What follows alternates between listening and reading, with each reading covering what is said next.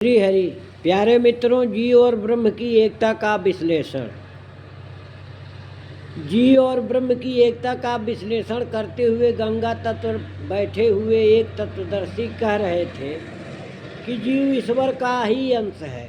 जो गुण ईश्वर में है वो जीव में भी मौजूद है। सुनने वाले में से एक ने पूछा, भगवान, ईश्वर तो सर्वज्ञ और सर्वशक्तिमान है, पर जीव तो कम बुद्धि और कम सामर्थ्य वाला है, फिर इस भिन्नता के रहते एकता कैसी? प्रवचनकर्ता ने जिज्ञासु से कहा, एक लोटा गंगा जल भर लाओ। वह नीचे बहती हुई गंगा में से जल भर लाया।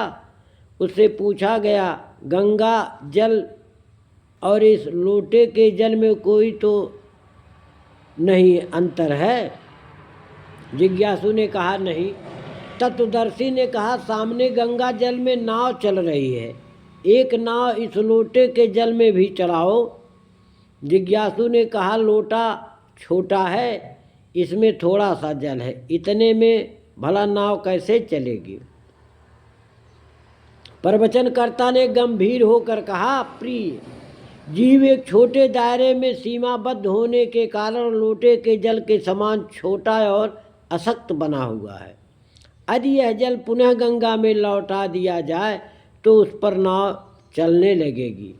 इसी प्रकार जीव अपनी संकीर्णता के बंधन काटकर महान बन जा तो उसे ईश्वर जैसी सर्वज्ञता और सर्वशक्ति संपन्नता सहज ही प्राप्त हो सकती है।